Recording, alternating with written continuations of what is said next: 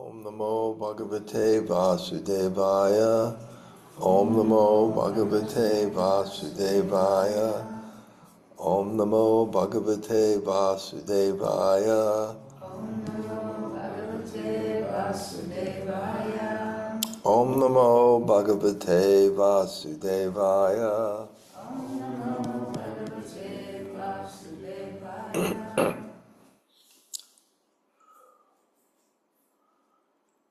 So, greetings from Govardhan. I have an audience today, I'll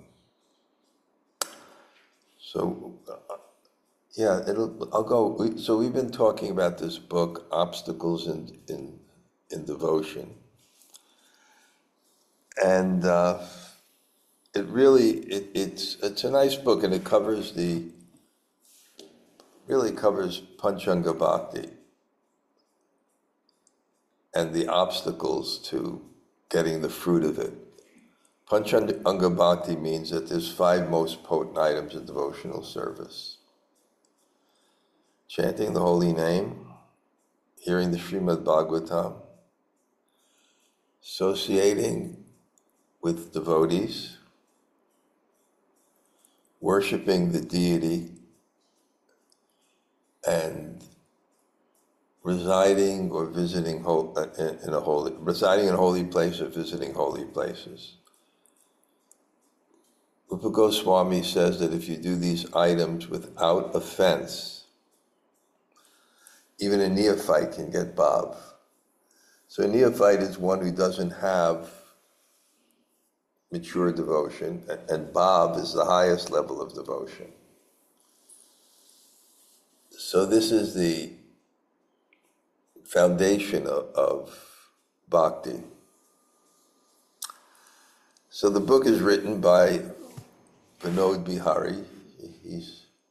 Sabyasachi just went yesterday, or Ekadasi night. It's a 24-hour kirtan in Barsana. And he hasn't written any books, but this seems to be one book he's written. And I don't know, for 30, 40, so many years, he's been chanting from 5 in the morning to 2. So you have to get the image to put this book in context. Is like, I give the example, when you have a clear glass of water, then any little speck becomes apparent. And it's important. It's just like in the previous days, the Brahmins, they were so pure that what they ate was so important that Brahmins would cook for themselves. Sabyasachi only eats what he cooks. They would cook for themselves because they were so sensitive to consciousness. It's like if you're on the internet all day and,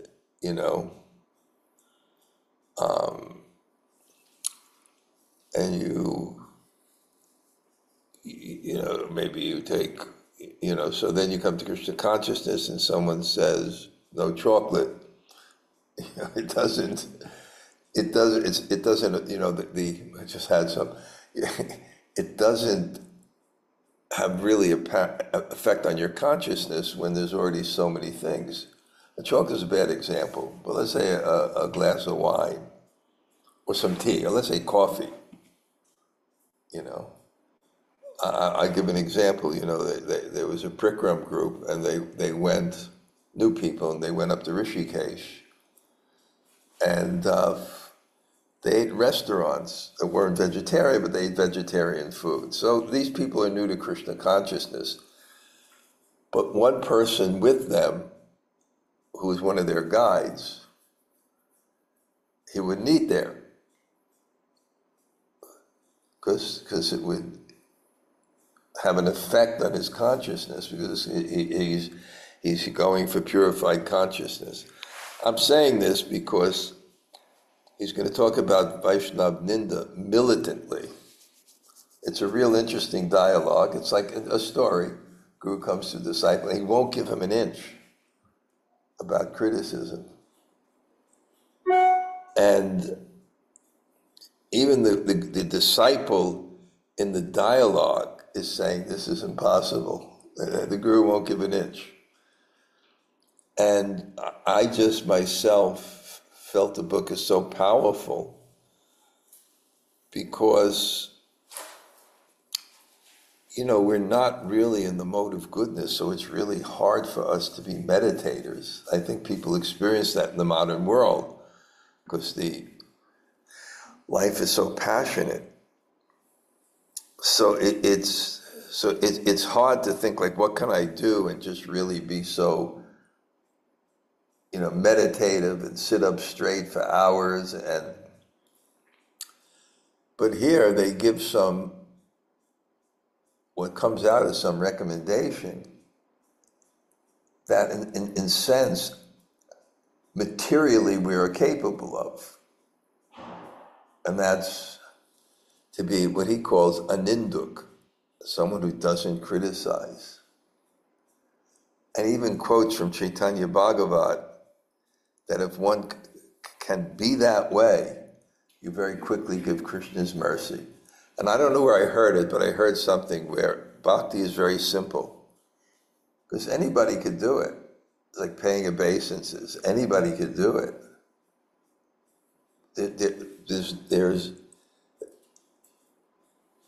It's one verse that, taking devotional service is easy as taking bath in the month of March. Anyone can do it. The month of March is the winter. It's a little cold, but who do you want to do it? So, I don't remember where we left off last time, but I'm just going to go through it quickly. And I want to go through quickly because I'm thinking maybe even in Puri, one of the days we'll make a presentation on that. And the Puri Yatra is shaping up really nice. I'm not sure, when Jumuna Pavani comes, I'll see who's actually coming. We have a great group of people coming, and presenters and kirtaniers. It's actually an all-star team. We have Hari Parshat, who is just phenomenal. There's a book by Rupa Goswami called Chitra Kavatwani. Kalyani, you ever read that book? It's I think 11 grammatical exercises to be like a kavi. A kavi, they say, I had this one book by someone, I lost it. It was a little simple book by someone, some sadhaka on rasa. And it discussed that in a century there can be hundreds and hundreds of good authors. People who write books, good authors. We know the good authors. But a kavi, Raj, a king of poetry, there can be 2 or 3. And when you read this book, you could understand why. There's grammatical exercises. For example, you have to write a poem of Radha Krishna with only one consonant. You can understand why Sanskrit grammar takes 12 years to get to be able to manipulate and understand. There's one exercise, it's amazing. We have to write a poem of Krishna, forwards and backwards, says the same thing. And then when you find Rupa Goswami's name is also in a circle. It's just incredible ability.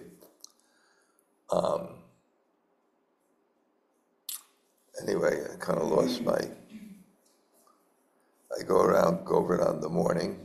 You're talking about a devotee who's coming to the Puri Yatra. Oh yeah, right, thank you. You see, what happened is I went around Govardhan in the morning, and then I ate lunch, and then just before this, and I got up at 1, and just before this I just conquered out some little oh yeah, I'm talking about the Puri Yatra. So this person's coming, and he's not just like a a scholar in that way. He presents practical things in beautiful ways.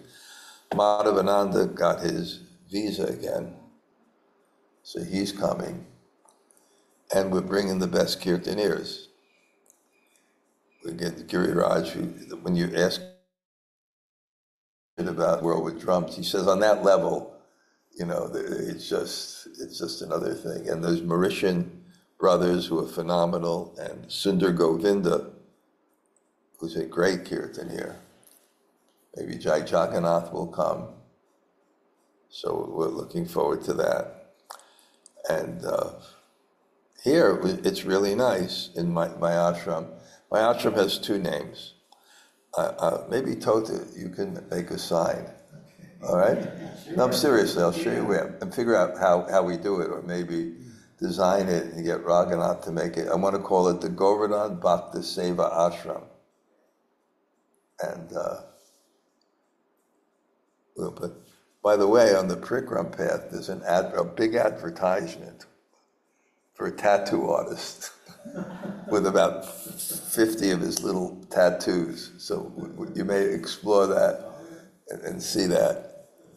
And the other, upstairs, our new place I call the Govardhan Hilton. I love to brand things. It's quite nice, isn't it?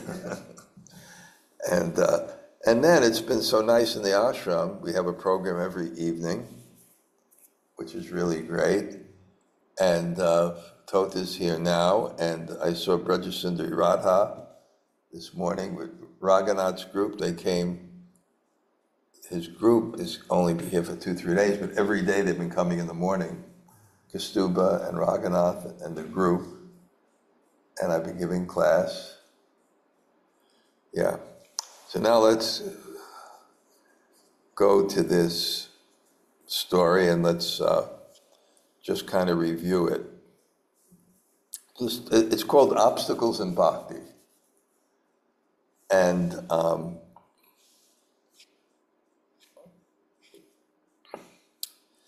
it's about this disciple Vivek.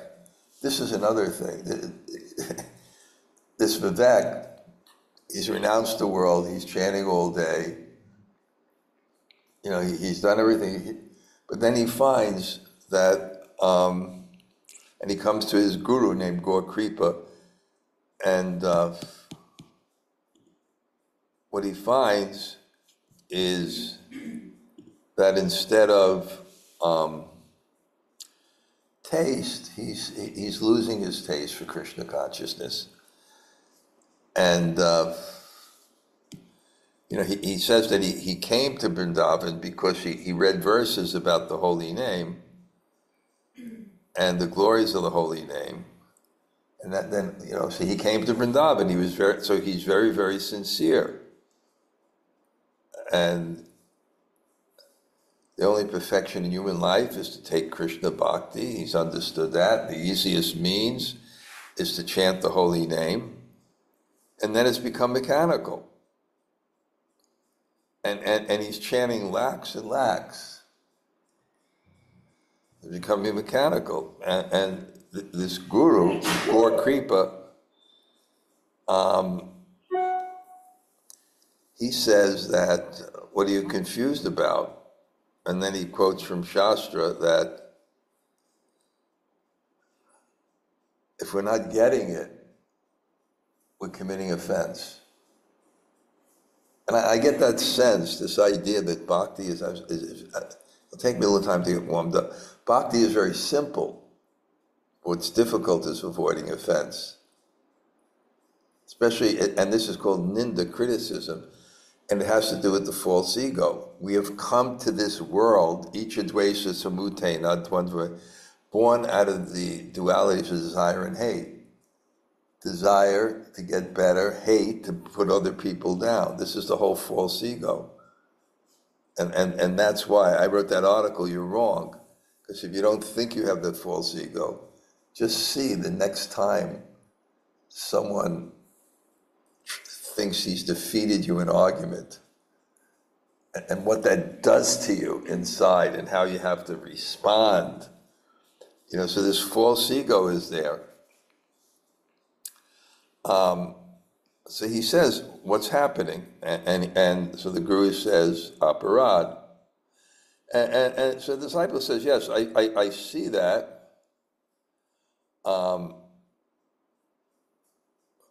He says, I see that, but why is it decreasing? And then the Guru explains a little bit that there's two types of aparads we've collected for many lifetimes. We committed in this life. And that this is interesting. You know, when some people come to Krishna consciousness, they immediately have a profound attraction for the holy name. They immediately start an advanced platform. And there are people that, and I know them in Govardhan, that they're actually, you know, there's called sadhana kram. Sadhana kram is, you chant the name, it's Krishna. The name is not different than Krishna. It's, Chaitanya Mahaprabhu made this so clear that the name is an incarnation of God. That within the name is the form, qualities, and pastimes. So there are people that chant the name and the pastimes of Krishna. It's like watching a movie for them. And it's not something artificial. It's not something self-imposed. So this means that they have less offenses in their last life. And if such person doesn't commit further offense,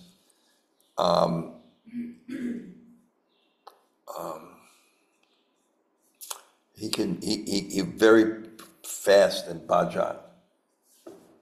Speaking to one devotee, quite renowned, I just happened to run into him, and he translated my article. I have one article I wrote called Srila Bhakti Siddhanta and Raganuga Sadhana, and it's been translated in so many languages to defend Srila Bhakti Siddhanta and his presentation of Krishna consciousness. So I was speaking to him, and you could see it.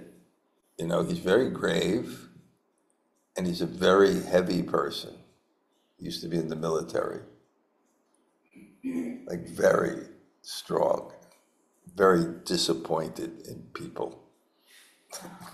Like really, you know, preaches a lot, a big leader and things like that, but you can see internally there's a lot going on, a lot he knows. So that's in the past life. But if the opposite happens, then we have to humbly say that if we're following bhakti and our enthusiasm's going down, we're committing offenses somewhere. It's very, yeah. I remember I was in Vrindavan and 30 years ago, and a friend of mine was mistreated by the leadership. And he was a little older than them. My friend was from the South, right, of America. And they called us in. This is when it was a little protest about the Zonalacharya. Somehow I'm somehow involved just because of where I was. So they called us in, and you know, the Zonalacharyas, they were sitting on chairs, we were sitting on the floor. Even the principal of Gurukul, who was like in his 70s, like this respectable man, this is the way and they called my friend boy. And when you're in the South, you don't call someone boy. It's like the worst thing. And I saw my friend got out there and he was just cursing him. And I could feel like Vrindavan, the universe shaking, you know? Of course, those people got reaction for their offenses, but he got reaction for his offenses too. So when this Vivek hears this, he becomes really scared, really scared. And, but he approaches his guru and he wants to hear more. And the guru explains that there's 10 offenses, we know that. And even though he discusses the 10 offenses, this is what the story is and what this sadhaka focuses on. And he explains the other aparads, they can, like it's a tree, they can break the branches, but the Vaishnava aparad, it uproots the tree altogether. This is what destroys bhakti. And I was reading a commentary on, maybe it was by Bhaktivinoda Thakur, Bhakti Alok, a commentary on Upadeshamrita, and there are 6 things that are obstacles to bhakti, and one is prajalpa, idle talk, and he made the point that prajalpa ultimately leads to criticism of Vaishnavas. And then you can see that that's the history of the internet. The internet amplifies Vaishnava aparad. And what you see here, he's going to be so strict. He says, if you're hearing it and you don't protest or leave, you're also getting the effect. So people who go on the internet like to hear criticism. Even if they don't do it, they're getting the effect too. So,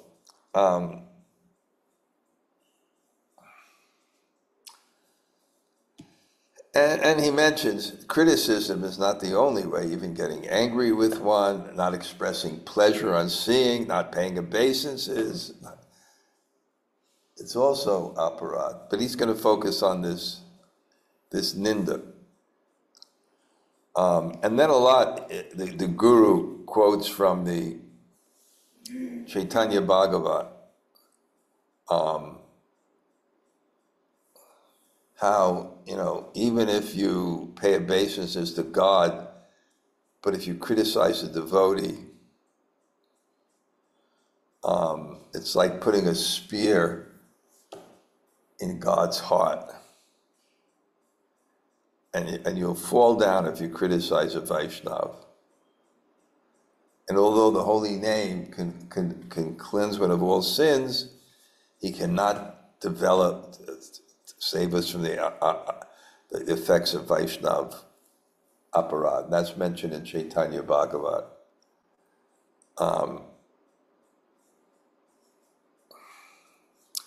And then this guru, he gives so many references from Shastra, from different Puranas, that fools who criticize Vaishnavas, they go to hell. And God is never pleased with you and all your pious activities. So it's good. And even though it's going to get so subtle, it's going to get that even if you respond to criticism, it becomes very, but, so it seems like it's almost impossible because of our natures. There's this thing, like you're pure, and if you make one mistake, you're like low. This is how people go in Krishna consciousness. One mistake, you're finished, and publicly, right?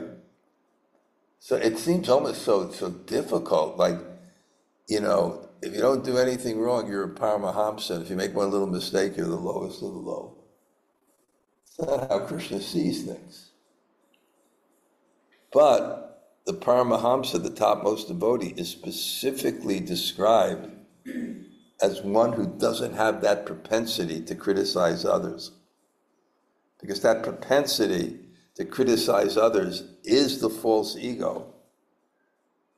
It is the envy of it's the icha, the hate of coming to this world.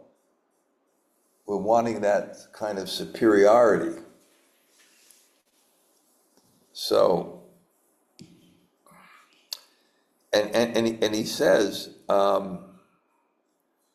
it's not only criticism, it's even hearing criticism.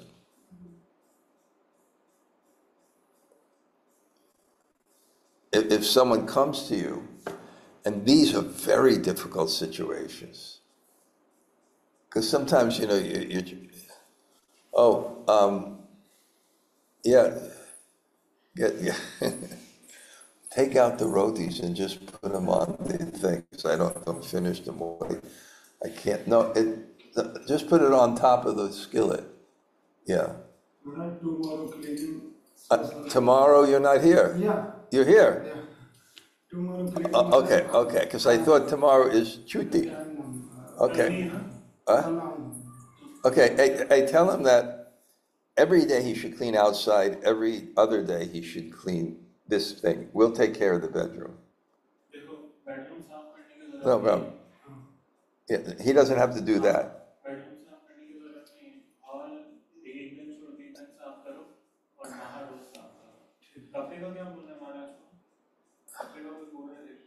Okay. And tell him thank him for the rotis. That's a big treat, Brijbasi rotis every morning.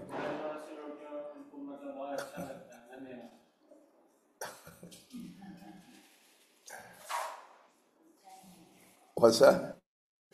He is so nice, isn't he? It's like a joke, but not a joke. There's nothing like a good sudra. But it's not a bad thing, sudra. I mean, like he just serves and he's happy to it.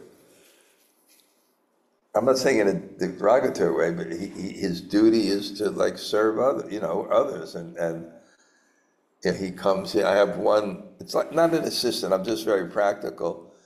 No one was here during the summer, and I made this beautiful garden which was destroyed with the construction. So what do I do when I go? So what I decided is, and it's so, the temple has all facilities, anything gets broken. I didn't have Sabyasachi or anything. I'm talking to people here. So I decided to give the temple $1,000 a year, 6,000 rupees a month, to give him, or give some of it to him. Because in India, it's just so amazing. The labor is so cheap. They may get like $150 a month or something. But they probably live more comfortably than people in the West with big salaries, because they have a home that's not so taxed, their family is there, they get better food, right?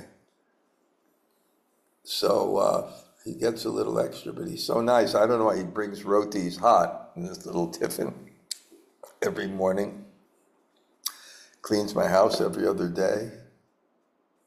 If something's broken, you can tell them, they'll bring over the electrician. So I feel guilty here living in India, because I'm like a sannyasi, but I'm living in the Govardhan Hilton, so it's like, for Western standards, it's very simple, etc. But, for here, when there's people on the street begging, it's like relative, so.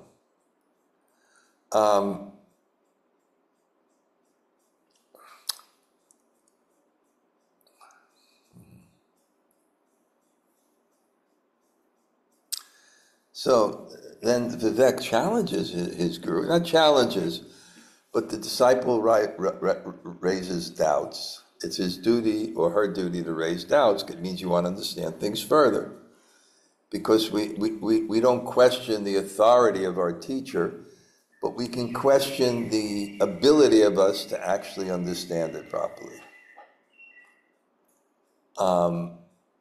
And so doubts are a sign of intelligence, and if you don't question, you may not have understood. That's why blind following is condemned, because it means you're accepting things without understanding it, and therefore you're not accepting the truth. You're you're accepting your limited understanding, which can even be wrong of the truth. So we have to be faithful, and we need to be faithful and doubtful. what is that verse? Tachadayana. When we have to be faithful, and I forgot, it's not doubtful, it's not the word. Thoughtful. What? Thoughtful.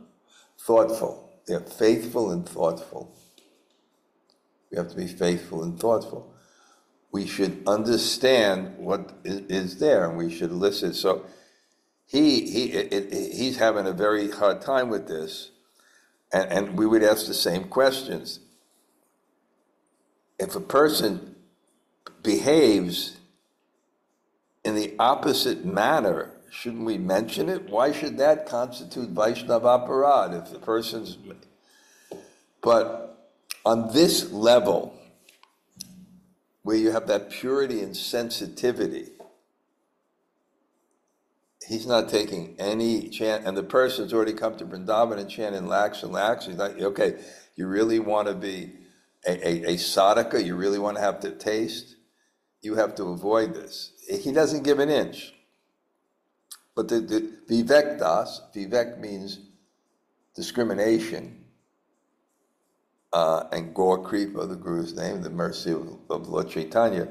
So he says, why should this constitute aparad? And you think the Guru would give a little slack, little something about constructive criticism, that you can criticize, but it shouldn't be born of envy. What about if you have a family, you have children, But anyway, he just says, most certainly it will constitute Vaishnava aparad. Even if we see someone acting against Shastra, we should not indulge in criticism. He said, rather, and then he quotes, Api chet siddharacharo bhajate mam ananyabhak. They say sometimes this is actually an impossibility. For bhajate mam ananyabhak. For one is ananyabhak, bhajate mam, ananya, not any deviation in his thing. And Bhaktivinoda Thakur describes, yes, sometimes there's mistakes, because we don't live on the transcendental platform. We eat, we sleep, we have family, we're always touching the material sphere, and if we're not careful, it can carry us away, even if someone's sincere. But if he's bhajate nama nanyabhak, but if he's a sincere sadhu, then sadhur eva samantavya, he's considered a sadhu. That's the proper actual thing. We don't judge a Vaishnava by the past. We don't judge the Vaishnava by the present. We judge them by the future. That's really it. So if they're bhajate mam ananyabhak, then we'll understand their destination is very good. And you see that, sincere devotees, we're born in, with these particular bodies, particular karma. It's so flirting with material energy. It's so, this age is, Prabhupada said, surcharged with opposition to spiritual life. But if you're a Nanyabhak, if you're practicing, etc., you should see the future. The person will make advancement. And we see that. Except for one person. It's so liberal, except for one person. And that's the person who criticizes. Everyone else gets slack, except the person who criticizes. So, and then the Guru, because the faith is Shastra. Shastra represents the truth. And the Guru knows Shastra. So he quotes from Brihad Naradiya Purana, whoever does Hari Bhakti and chants, may be good or bad, I respect him, the Shringa Purana. One who has Bhakti for Krishna, it's like the moon, even although blemished, is not defeated by the darkness. It's like the spots on the moon. And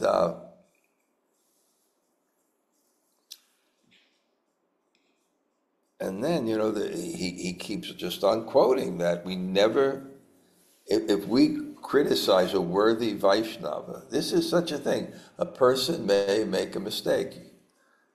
You know, sometimes they want to go back 40 years. I have a friend of mine served so sincerely. It's not even question if he did anything wrong. It's, you know, he may have done something wrong. It's not even sure he's done something wrong. But, you know, somehow they, you know, want to erase him from existence, not considering like 50 years of it's not Shastra. You know, it's very hard. I mean, to manage a spiritual movement in these days is extremely difficult, and to keep it together. But really, what's needed, and I think it should be the focus, is moral authority. And moral authority doesn't mean that you're not moral. It means that somehow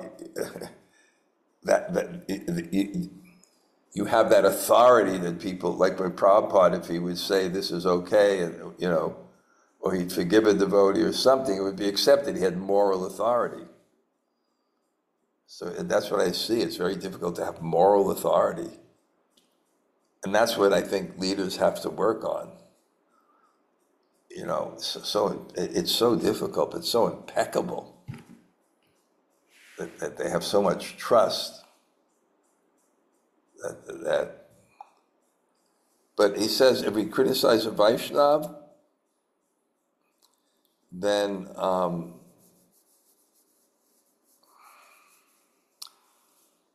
you know, even a worthy Vaishnava, he may sometimes commit something sinful.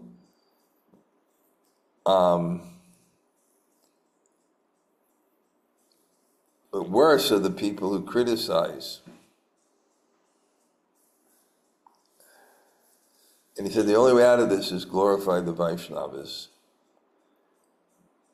That's it. We have to be liberal with the Vaishnavas and chant the holy name and carefully hear from the great devotees. And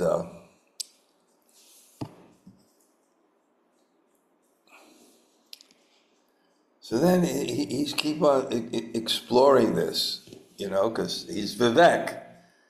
Vivek means discrimination.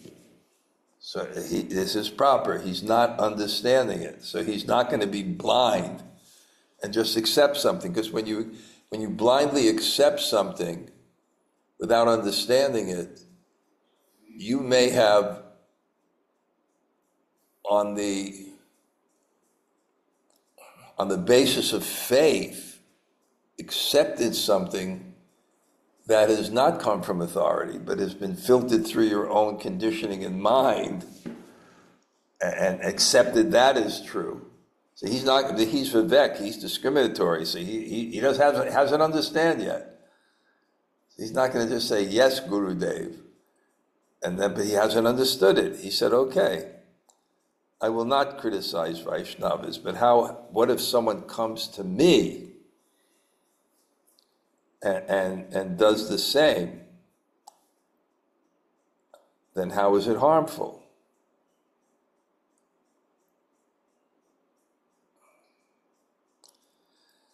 So he says, and it's so radical. It's just so radical, but he just. My next Monday morning greeting, everyone's going to read it just because I'm good at branding in the title. You know what my next Monday morning greeting is going to be? It's going to come out next Monday, the day before election. It's going to be called Monday Morning Greetings Election Special. Everyone's going to read it, and then they're going to be disappointed. Because this is what happened. My Monday morning greetings are written when I walk around Govardhan. I don't have any time because, you know, the Nam brought to you chant a lot. I don't really have time to sit down and write. So they're written when I walk around Govardhan. So this is what he told me today. He said, different people now are trying to convert you to the different parties. So one God brother put me on a link, you know, where the Democrats. And then another one put me on the link for the Republicans. And both believe the world's going to end if the other party it gets in power. So what I'm going to say is that could be or could not. I'm not going to get into that. They may be sincere. They may feel this is somehow connected to Krishna consciousness, that, you know, what the government is affects their life. Bhaktivinoda Thakur said, what's the relationship between Varnashram and Krishna consciousness? Varnashram means the peaceful material situation, the proper occupation, the proper social situation, proper ashram. What's the relationship? And he said these things promote mental, physical, and social peace. If you are engaged properly, according to your nature, your work, and your ashram, then it creates mental peace. There's reciprocation from society, even physically. And when society has the right people in place, it causes social peace. You see that in the temple. If they don't have any proper manager, the whole thing is chaos. Everyone suffers. If they don't have a proper economic base, it suffers. If they don't have good people who want to serve and do it suffers. And it's useless if there's not a Brahmin there, because the whole purpose is to create a vehicle where there can be quality Krishna-katha. So Bhaktivinoda Thakur said, without mental, physical, and social peace, what is the question of the higher endeavor of Krishna consciousness? So someone could make a case, right, that this is important in their view, that the whole world's going to change by one party or another, and it's going to affect one's ability to execute Krishna consciousness. So they can make that claim. But what my article will be about is how to put it in perspective in three ways. One, I'm going to quote from Prabhupada, who kind of tries to put it in like a greater context. Like, you know, these things are forgotten. He probably called the world of names. It's just a blip in history. It's not, you know, in terms of the overall picture of Krishna consciousness and, you know, going back to Godhead, it's not as significant as people think. So that's one thing. The other thing is, I'm going to quote from this. If it causes you to have hate in your heart, whether you're right or wrong politically, it's going to harm your Krishna consciousness. And also, I'm trying to find a quote. I asked Rati to find it. He's pretty good. But, you know, people are so into this. They're so into this that I feel sometimes that some people feel it's their service. They're just on the internet all day. So it's a fine line between, yes, we got to be aware and, you know, socially engaged, and Prabhupada's saying that my disciples don't read newspapers. Newspapers. It's like we read every newspaper now. Newspapers. So the idea of Prajalpa and the effects, I want it from these three things. From its cosmic significance, you know, and from the spiritual effect of just associating with all these things constantly, and what it does to your heart. So now that you know that, you don't have to read the article, because it's not what you think. There's only a few people. Elections, I love that. Monday morning greetings, election special. Wow. No, you're not going to get what you get on, you know, Fox News or CNN or any of these things. It's just going to be the Bhagavatam and the Shastra. So he said, so if someone criticizes me, then how is it harmful to me? He says, it will harm you because your respect for the Vaishnava will decrease And therefore you may incur Vaishnava aparad. If someone criticizes you and you become too judgmental, and you don't know whether he's telling the truth or not, and anyway, it says, on hearing Vaishnav Ninda, criticism, those who do not leave the place lose all their sukriti. And we fall every birth. So the Guru says, therefore it's best to consider every Vaishnava as Govinda's dear devotee and pay respects to them. Look how he's protecting that bhakti creeper. Because he has to have taste to sit there, for 9 hours a day. And it's so fact that the name, it's not mechanically produced. It comes by Krishna's mercy. Like yesterday, it was really quite a day. So I got up and we went to Radhakund's side. Then I get back and Raghunath informed me the day before, can we come to your place? And as part of my Kartik Vrata, not to be isolated, to be open for people. It's a great opportunity for people to come. So I got back at 6 o'clock, they're coming, or 6:15, they're coming back. I shower again, because I just came back from Parikram.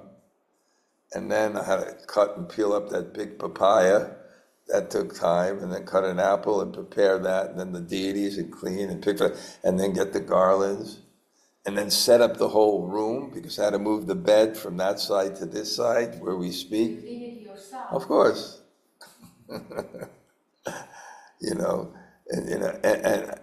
just as I was offering the food, they all came in. And then I had another class at 3:30, because I have once a week one group at 3:30, and then chanting more, but I was so engaged, and so when I went around this morning, the name was so clear. Krishna reciprocates. Krishna reciprocates. So then there's some taste or more taste. So he's not taking any chances. And that's what's nice, to err on the side of caution. I feel like sometimes, and I've been through ISKCON for the last, 50 years actually, or more. When you mix different cultures with Vaishnav culture, you get philosophies like, if you throw a punch and it stops a half inch from the nose, it's not Vaishnava aparad, Or I can criticize because I'm a Brahmin, the Brahmin has to speak truth and we have to rectify the society. He's going to go on the whole thing. You want to change society, change yourself. Work on that. If you really want to do good for the world, work on you. So so he says, consider every Vaishnav. And then, it gets down, every Vaishnav, when you're a renunciate, people pay respect to you. So what's your relationship? Because these are Babajis. Baba means respectable man, Ji, very respectable man. They're renunciates. Renunciates are revered in society. So then how do you deal? Should you show them respect? Right? And in the Varnashram society, I can see this more than ours, is that somehow Prabhupada set a very high standard for grihastas. It's almost like Prabhupada respected grihastas more than the tradition respected grihastas. Because, Prabhupada said all these kind of strict principles, sex life, for children. I mean, very high. And they don't do that. They don't do that. They don't consider sex life within marriage sinful. It's not sinful, it's just not elevating, whatever it is. I can't make judgment on that, but Prabhupada, he took the he looked at the grihastas as very much as the sannyasis and sent them to preach. And Prabhupada had more respect for grihastas. And the Gaudiya Math, it was the renunciates, and even Prabhupada, they said dirty grihasta. That's why when Prabhupada, who was just a pharmacist, and I just love the story when Prabhupada was in the Bronx. I know this, my friend from the Bronx was a devotee. He was from the Bronx when he met Prabhupada in New York, and he was a drug dealer. And I told this story before, but it's so charming. So Prabhupada was a pharmacist. So Prabhupada just asked him, he said, before you came to devotee, what did you do? He said, I sold drugs. And Prabhupada said, I also sold drugs. I also sold drugs. So Prabhupada seemed to have this real high standard for grihastas. 50% of your income. I mean, it was like, he just looked at them and it just but in the Gaudiya Math, there were renunciates and then there were people in Maya. And it's okay, you're in Maya, you can still be a Vaishnava, But here, he also has that view. He said, no, a Vaishnava is a Vaishnava. We shouldn't distinguish between grihastas and others. What's advanced in Vaishnavism is not your renunciation, it's your dedication to Krishna. Mayavadi sannyasis are renounced. Ours is dedication to Krishna. And if you start to make those distinctions as a renunciate, you'll commit an offense. When your heart is filled with Krishna, you're a true Vaishnava.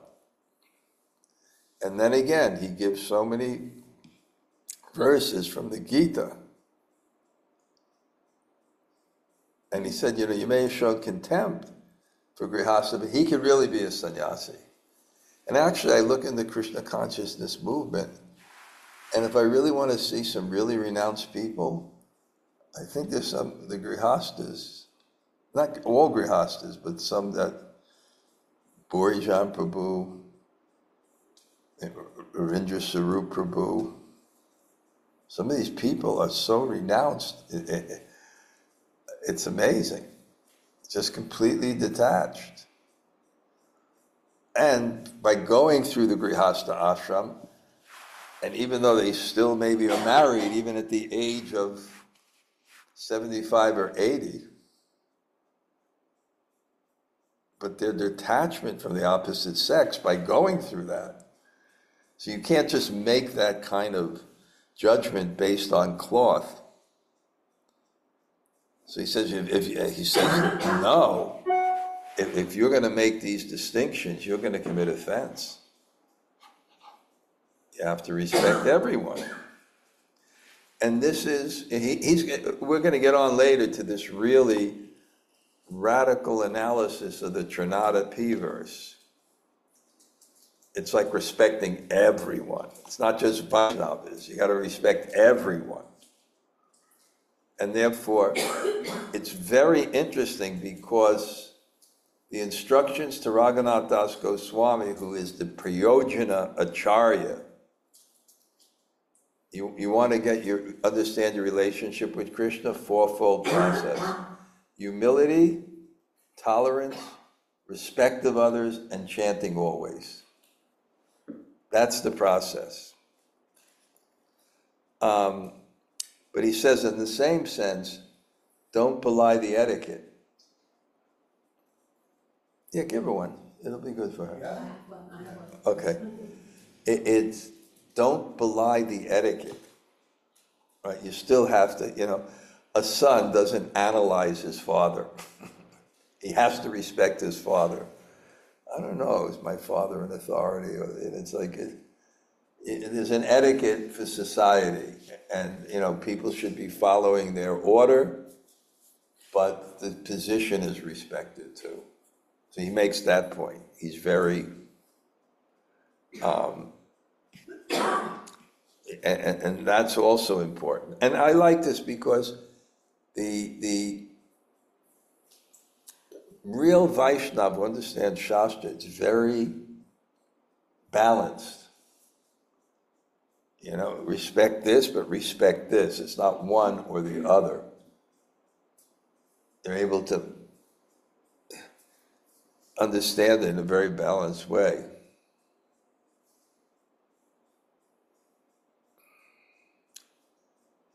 See, and then you even get, well, okay, if I see a Vaishnava, what if I just pay mentally? That seems okay, right? No. How is that?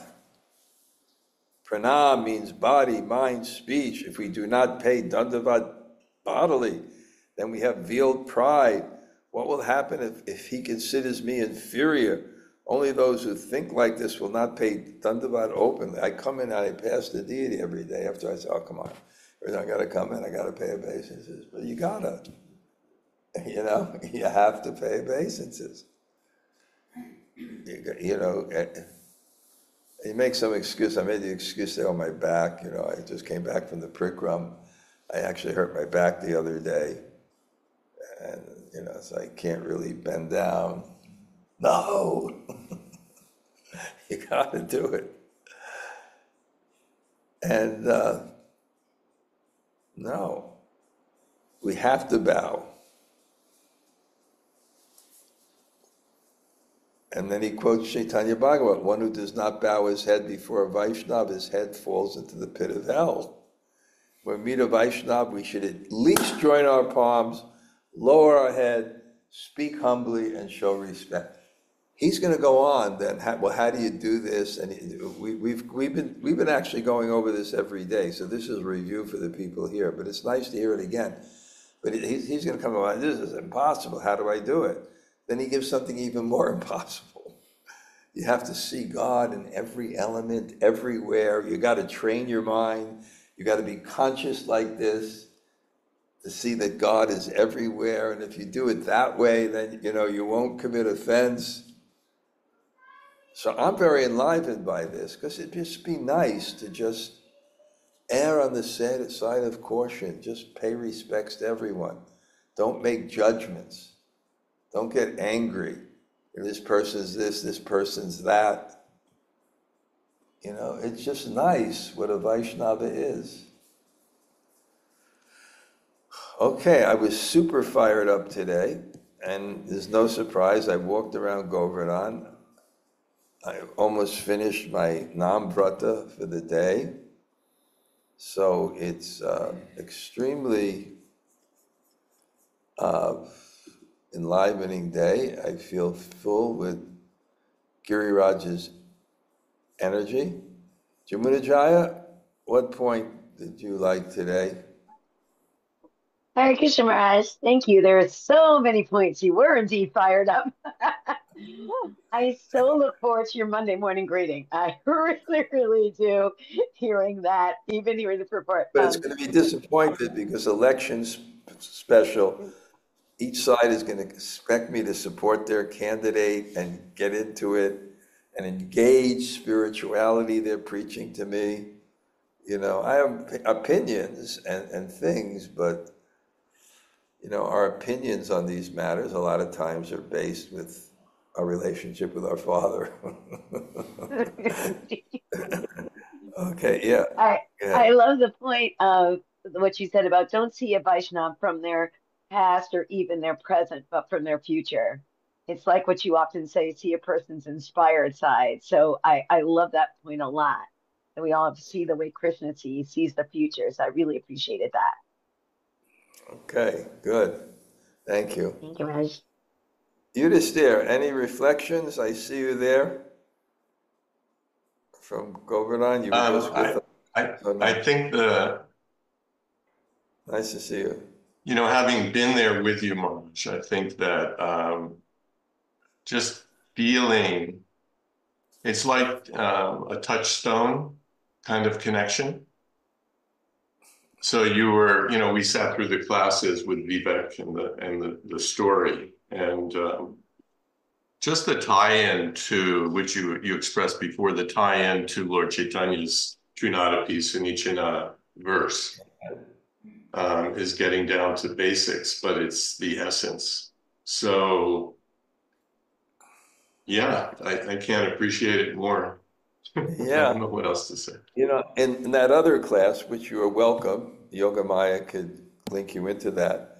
But we Yes. got to the last verse of the Shikshastakam, and the last verse of the Shikshastakam is the most basic thing. The highest thing is the most basic thing, because the last verse of the thing is that not a drop of personal selfish desire. That's the highest. That's when Radharani comes to her highest bhav. After all, Yugaya Tam Nameshena, you know, all these bhavas, one moment is like in your absence, and the thunder clouds of water are coming from my eyes. And then it comes to the last verse. And it's actually Radharani speaking, you know, there's no selfish desire in me. Asli Shiva Paramritam Panastumam Adarshanam. Doesn't matter. And it's kind of very radical, radical selflessness is the highest. Radical selflessness. That's good. Okay, we'll keep in touch. You know, I think as we get older in this body, it's natural to go to that place where you want your consciousness ideally to be. And it's such an exciting journey. When you're younger, at least I didn't, you know, you don't think. From growing up in the world of false ego. Yeah. Okay, this is my friend Yudhisthira. Say hello to.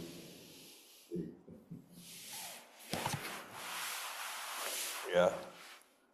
Okay, he stayed in the Govardhan Hilton with his wife. The ashram is the Govardhan Bhakti Seva Ashram, but my sense of humor, my love for branding and word play, I call that upstairs the Govardhan Hilton, but it's a nice place for Govardhan. Yeah. Okay, Haribo. Anybody else like to say hello? Hare Krishna Garaj, it's Lal Govinda. Thank you for class. You must be in complete separation from Braja Sundari Radha. She is in such bliss. Yes, yes.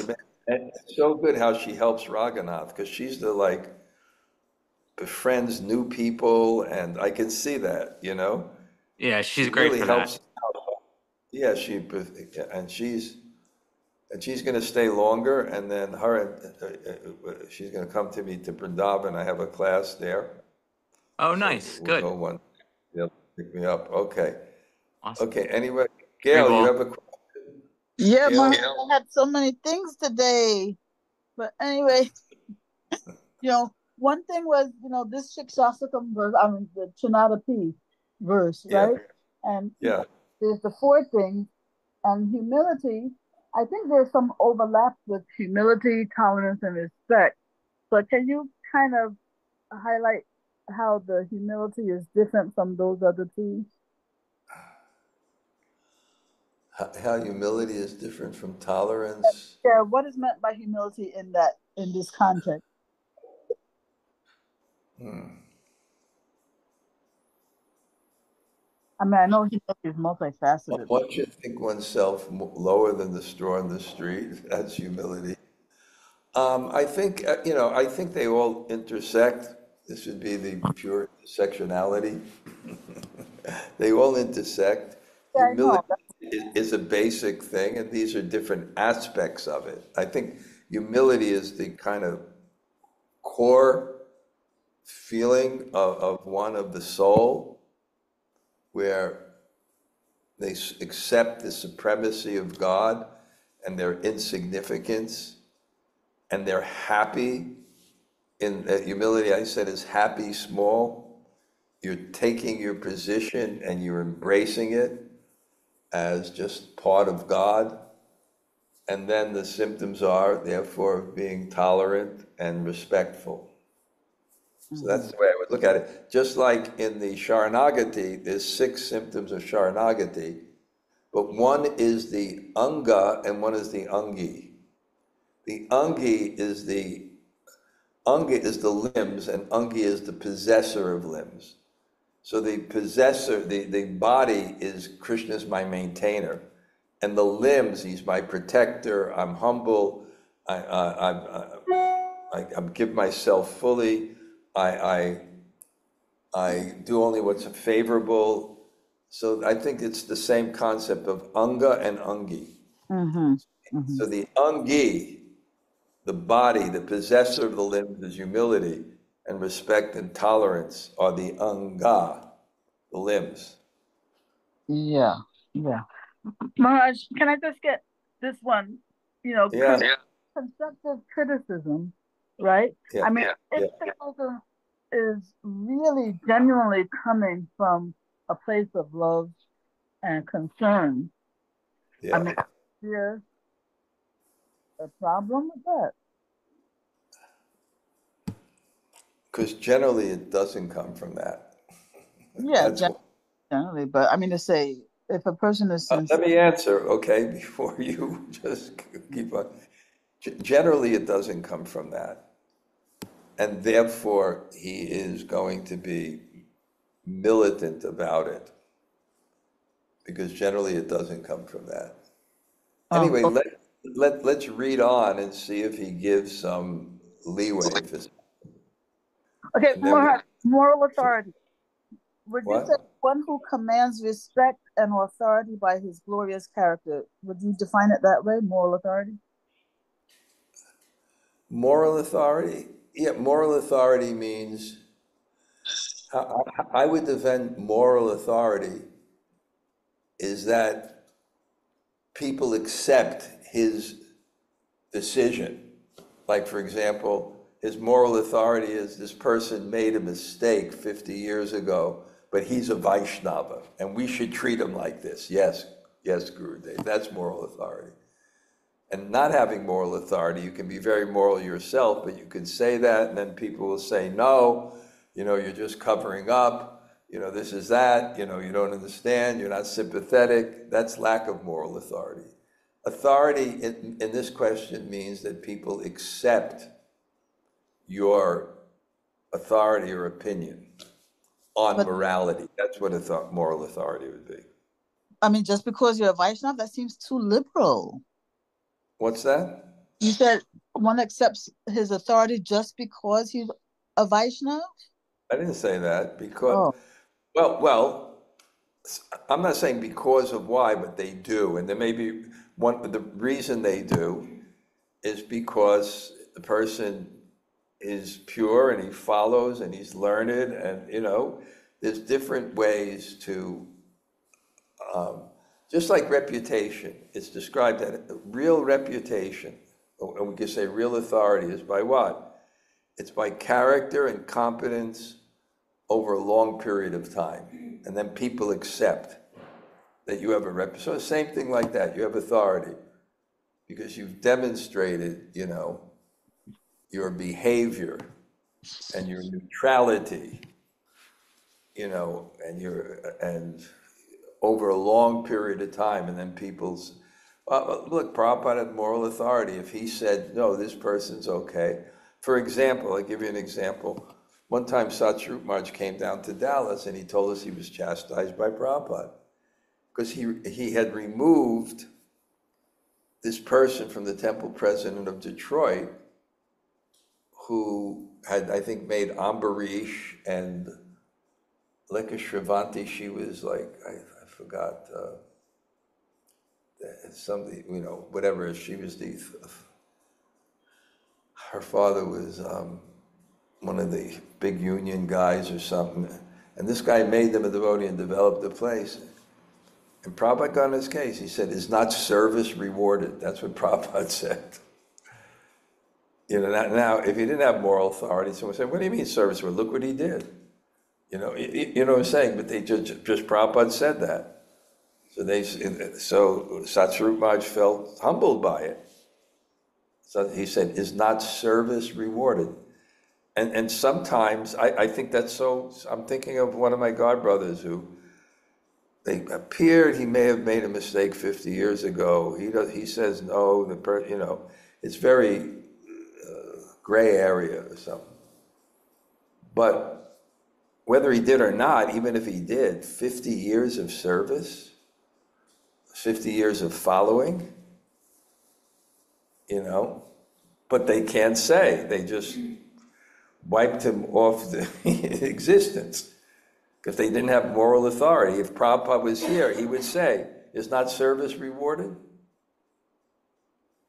And I've seen that in many instances with the God sister also. You know, so much service, and the mistake was even, it's not, I don't even know if it was a mistake, but, you know, because of, you know, political pressure and things like that, you know, they have to bend.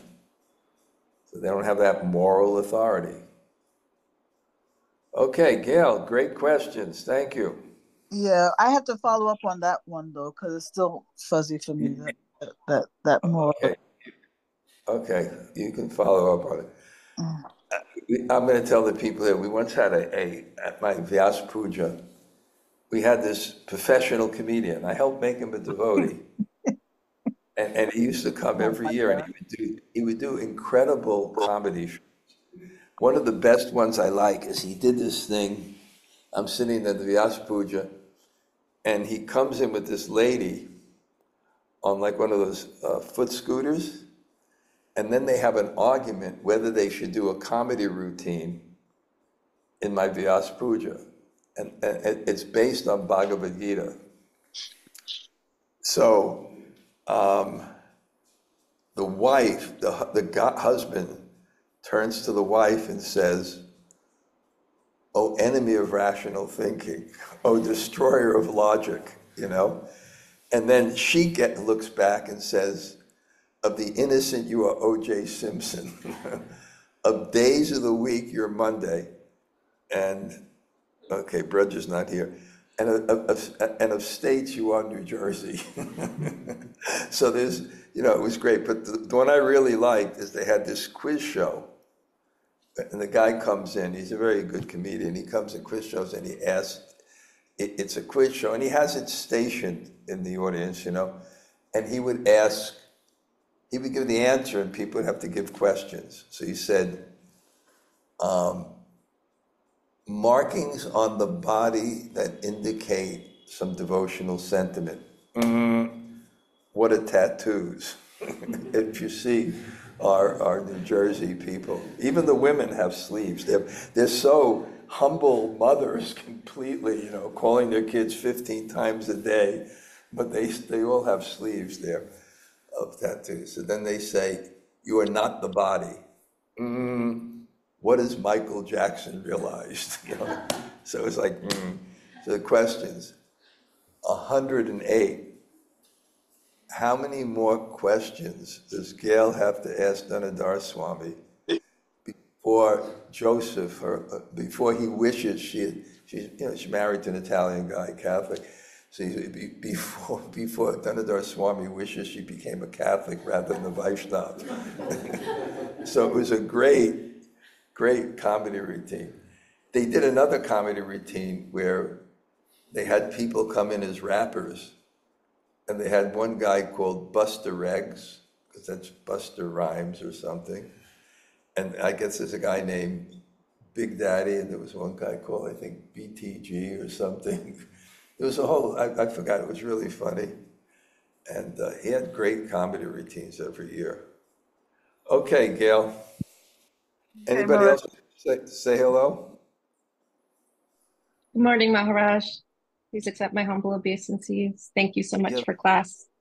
How come you're not It's really out here with all the people I expected to see? I know. I know. I'll be there soon. Kastuba's planning for you to come. I Yes. think you're going to be staying around my ashram when you come. Of course, yes. I'm looking forward to that.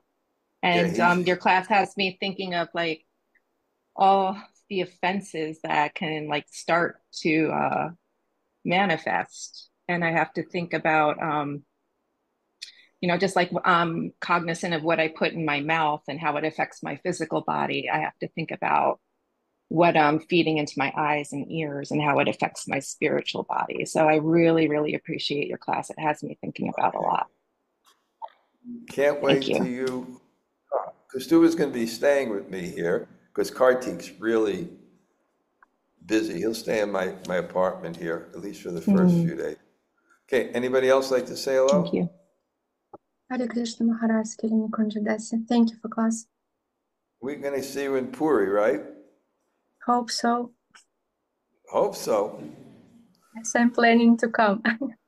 Okay, you're planning to come. I hope you're there. Okay. One more person, and then we'll say goodbye. Okay, I'll just look at the list of all the people that are coming. Hare Krishna, Hare Krishna Maharaj, this is Krishnamrita. Thank you so much for the class.